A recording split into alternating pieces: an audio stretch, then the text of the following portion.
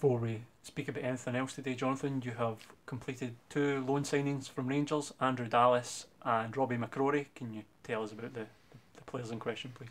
Yes, well, it's 2 players I worked with last year for the first team at Rangers.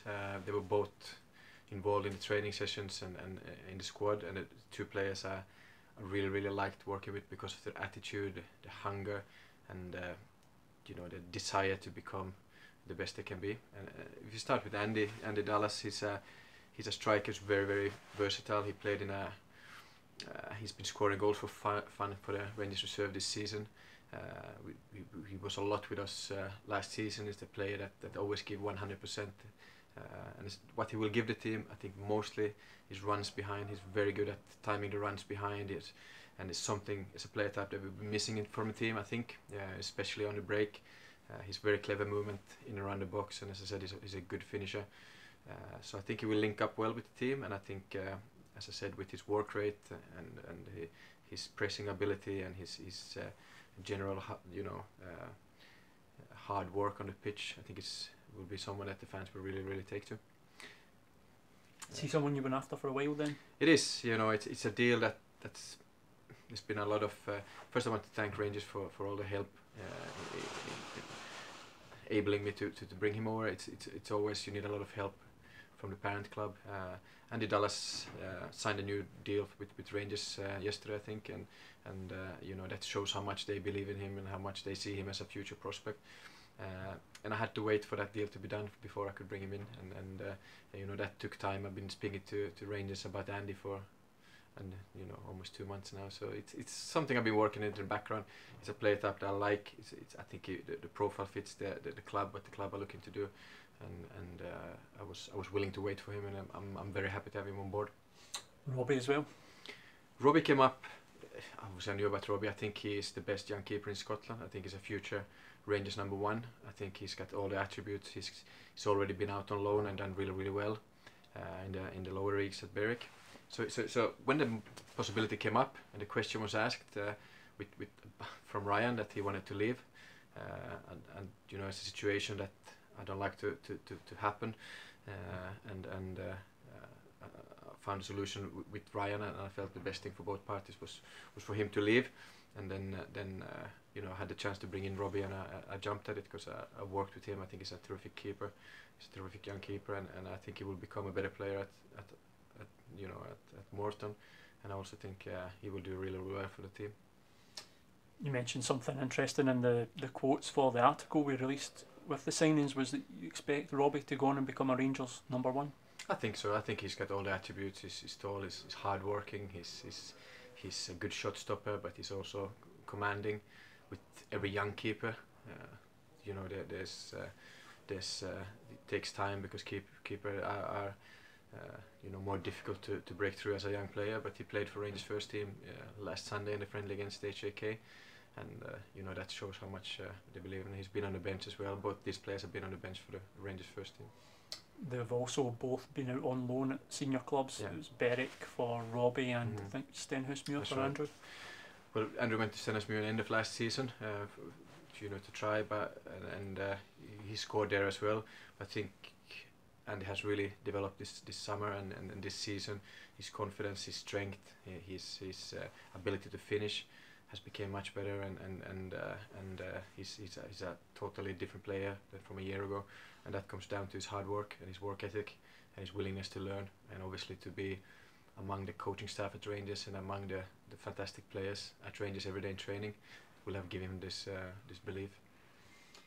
That's 2 new additions. Can we expect any more before the end of the window? Yeah, I hope so. I think there's a couple in the pipeline, and I'm hoping to bring them over the line as well.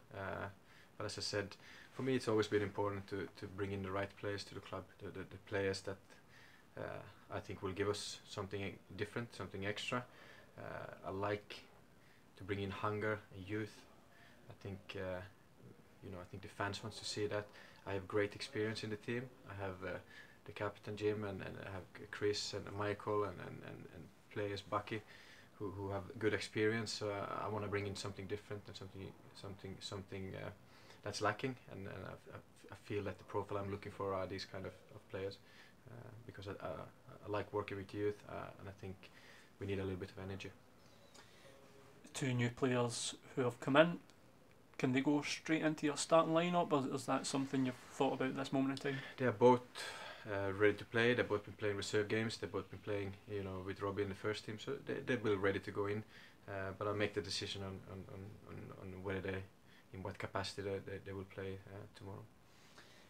It's a big game tomorrow after back-to-back disappointing defeats. Yeah. Dunfermline Athletic here. A response is key. I think key is that we get the performance and the work rate and the passion and everything that was in the last home game against Ross County here. I said in my program notes that 2 weeks is a long time in football, and it certainly was that.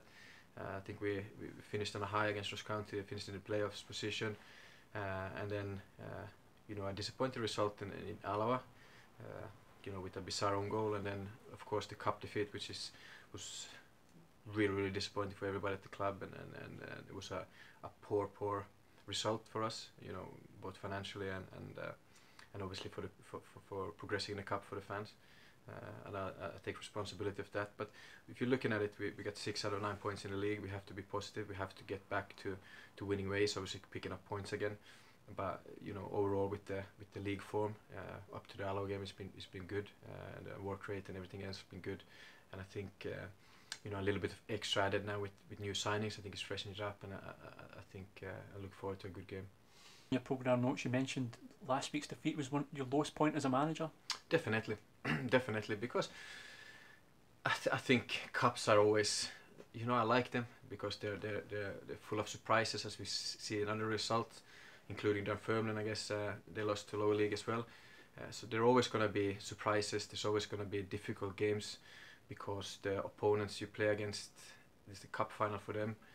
You can't really analyze them because they change the way they play against when teams come against them from a higher level. But that's no excuse. We should still have had enough in the game to win them, especially after taking the lead. I think we should still have defended the corners better, which would have given us that win and progression to the cup. But it's also a fact that we have to learn from it, and we have to leave it, and we have to move forward with a positive set of mind. And I think when you're trying to change stuff and you're trying to do stuff a little bit differently, I think there's always going to be ups and downs, and it takes a little bit of time to change things, and it was unfortunate it happened in the cup, but there will be setbacks, and it's how you react from them and how you get back from them that's going to show the real character of this team, and that's the character I want to see on Saturday. In terms of your tactical approach, you've been looking to add to your offensive options. Does the addition of Andrew allow you to change that at all? I think with Andrew's playing style, he's as we spoke already in his introduction, is that he always looks to get behind defenders. He always looks to find that run, the time of the run, to get behind the defenders, and he's very direct in his approach, and he always tries to look for a shot, and that's something I think we've been lacking, especially in games that we've had a nice shape, that we had a won the ball back from the opponents, being vulnerable, and we haven't maybe had that pace and that directness to get behind them and to cause them real problems, and I think Andy will definitely give us that. You mentioned Jim McAlister earlier. Jim reached 300 appearances for the club. It's quite a landmark. It's a fantastic landmark. It's a fantastic achievement, and again, I can't state this enough, but Jim is such a good professional. He's such a credit to himself, the way he behaves himself every day in training. He's credit to his family who is from this area, who are Morton fans, and you can see how much the club really means to him. And for me, on a personal note, he is my captain in the dressing room. He's my leader in the dressing room. He will always give me feedback from the players. He will always take stuff from me to the players, and he's great in that. He's great at controlling the dressing room, and he does that by example more than anything else. And he's been a real asset to the club for many years, and he's a real asset for me this season. Looking ahead to tomorrow's game, can you give us some injury updates, please, Jonathan? I think Rory McKeown might have picked something up in midweek. Yeah, Rory will be out. Unfortunately, he picked up something in training. He will be out, and that's obviously a big loss for us. to happen in training. We took him out from the East 5 game to maybe look to bring him back, but these things happen in football. Obviously, with Denny Johnson being still out long term, they are 2 injuries at the moment. What was Rory's injury? It's a calf. It's probably just a kick, but it could be a little bit of some bleeding as well. So it will take a little bit of time to clear off. What is the latest with Denny at this moment in time? Well, I don't know. Is the answer. His knee is still collecting blood when he's trying to do something. It's been a big loss for us this season. I can't deny that. He's came in as the top striker, the top name, and he was eager to get going and eager to get back to fitness and show what he can do and to play here at a good level and then move forward. But it hasn't happened. Physically he's not there. Physically the knee is not there, and we just have to work with him and hopefully he will clear out as soon as. Anyone else find Gary Oliver actually made his return last week? Yeah, Gary had only trained once, but we felt we wanted to take him in to give us a little bit more options up front. I had hoped he wouldn't be needed, but he came on and gave us a good 10-15 minutes at East 5. So he'll be ready to be in the squad. He's obviously not match fit, but he'll be ready to come on and play tomorrow if needed. Excellent, Jonathan. Thank you very much for your time and good luck against Dunfermline tomorrow. Cheers.